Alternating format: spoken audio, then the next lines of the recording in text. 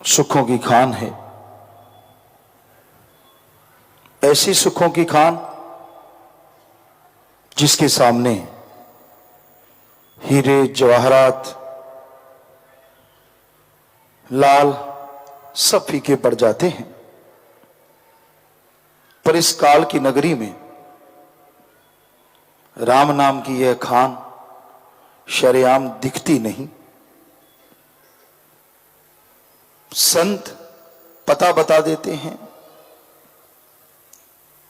उसको हासिल करने का तरीका बता देते हैं, उस पे चलना इच्छा रखने वाले का, साधना करने वाले का फर्ज बनता है। कहीं से सोना निकल रहा हो, हीरे निकल रहे हों, लाल जवाहरात निकल रहे हों, कोई पता बता दे कि फलां जगह है, वहां बहुत बड़ी खान है, तो हमें लगता है पूरी दुनिया वहां उमड़ पड़ी।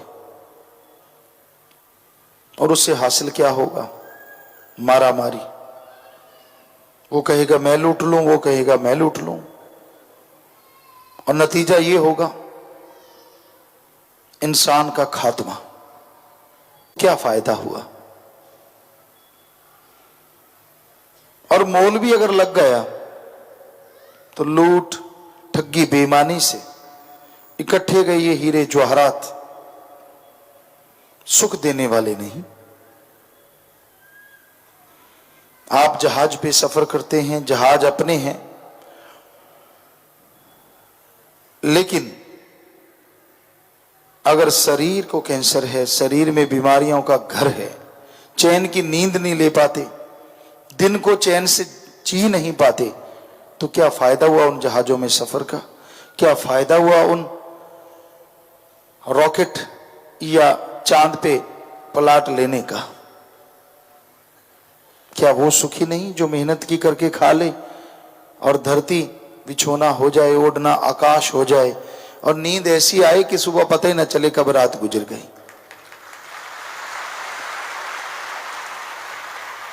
सो राम नाम की खान ऐसी खान है। आपके पास जहाज है, आपके पास सिर्फ धरती बिछोना है, दोनों में कुछ भी है। अगर राम नाम की खान आपके पास है तो दोनों तरीकों से आप सुखी ही रहेंगे, जहाज में भी और मिट्टी के बिछोने पे भी। क्योंकि राम नाम असर सब पे करता है, अमीरी गरीबी पे नहीं। जो उसका जाप करता है, जो राम नाम की खान की तरफ बढ़ता है, उसे ही राम नाम के हीरे जवाहरात मिलते हैं, जो दोनों जहां में इंसान को रोशन कर देते हैं, इंसान को अंत्यकरण को खुशियों से लवरेज कर देते हैं। तो ऐसे हीरे जवाहरात ढूंढो जो आपको माला माल कर दें। अरे गंदगी के कीड़े बन जाते हो जरा सी हवश पूरी करने के लिए, लानत। कहां भक्ति, कहां मालिक के प्यार मोहब्बत की चर्चा, और कहां आप चंद नोटों के लिए, आप थोड़े से पैसे के लिए, आप विषय विकारों के लिए अपने आप को बर्बाद कर बैठते हैं। अपने आप को बड़ा दिखाने के लिए, अपने आप को खूबसूरत दिखाने के लिए कितने आप ताने बाने बुनते हैं। कितना अच्छा हो यही सुंदरता अंत्यकरण में आ जाए, यही खूबसूरती आपके विचारों में हो, आपके दिलो दिमाग में हो। यकीन मानिए फिर आपका वो श्रृंगार होगा जो अल्लाह वाहिगुरु राम पिया को मंजूर होगा। लेकिन आप तो उलझे हुए हैं छोटी छोटी चीजों पे। कहां अल्लाह वाहिगुरु राम और कहां दुनिया के हवश, कहां दुनिया का साजो सामान। अगर उसके लिए सजना है, हम ये नहीं कहते कि दुनिया में रुलते फिरो, अच्छे कपड़े पहनो, बढ़िया अपनी संभाल करो, नहाओ धो, जो मर्जी करो, लेकिन अगर प्यार उससे करना है तो फिर निगाह में दूसरा आने ना पाए। ये निगाह जब देखे तो उसको देखे, और बंद कर ले तो अपने में समेट ले। आंखों में एक कण पड़ जाता है ना, सूखा घास का तिनका, छोटा सा, कैसे रड़कने लगता है, कैसे पानी बहने लगता है, कैसे आंखें लाल हो जाती है और तकलीफ होती है। उसी तरह अल्लाह वाहिगुरु राम सदगुरु मौला के अलावा कोई और आए तो कण की तरह रड़कने लग जाए, तो आप समझो वो साधक बन गए जो सदगुरु को, अल्लाह वाहिगुरु राम को बहुत ज्यादा पसंद हो। और उसको कोई पसंद आ जाए तो ये हो नहीं सकता अंदर बाहर कोई कमी रह जाए। एक राजा को कोई पसंद आ जाए तो उसे हीरे जवाहरात सोने चांदी से माला माल कर देता है, और जो अल्लाह वाहिगुरु को राम को पसंद आ जाए, जरा सोचिए वो क्या कमी छोड़ेगा। पर उसकी पसंद निराली है, ना तो वो फुकरेपन पे आता है, दिखावे पे, ना बड़ी बड़ी बातों पे आता है, ना वो पैसे पे आता है, ना वो गरीबी पे, ना अमीरी पे, ना धर्म जात मजहब पे, ना अलग तरह के कपड़े पहनने से, ना लीपा पोती पे। वो तो आता है सच्चे विचारों से, वो आता है शुद्ध भावना से, वो आता है सुमरन भक्ति इबादत से, वो आता है परहित परमार्थ से, अरे वो आता है उसके लिए तड़पने से, उसके लिए तड़पने के लिए। दुनिया को दिखाने की जरूरत नहीं कि आप उसके लिए तड़प रहे हैं। जब आप उसके लिए तड़पते हैं तो फिर बीच में कोई बिचौलिया नहीं होता, आप हैं और वो है, सीधी तार जुड़ जाती है, टीवी कनेक्शन हो जाता है तो झट से तस्वीरें आने लग जाती हैं। ये तो छू लो, आप बात कर लो, आजकल वो भी वीडियो कॉल भी होने लग गई, लेकिन आप उसको छू के महसूस नहीं कर सकते। ये आत्मा परमात्मा की जो वीडियो कॉल होती है ना, आप उसकी गोद में बैठ सकते हो, रियल में बैठ सकते हैं, रियल में बात कर सकते हैं, उसकी बिल्कुल ही लाइव है। ऐसा साइंस से शायद पॉसिबल ना हो जो मालिक ने कब का पॉसिबल कर रखा है, जब से दुनिया साजी है। कोई भक्ति करे, इबादत करे, समाधि में गया और सीधा उसकी गोद में बातें करे, टच करे, सब पता चलता है, सब कुछ महसूस होता है, रियल रियल होता है, सिर्फ डुप्लीकेट नहीं होता। कितना अच्छा है ना, हर किसी के मन में लड्डू फूटते हैं, यार ऐसा हो सकता है क्या?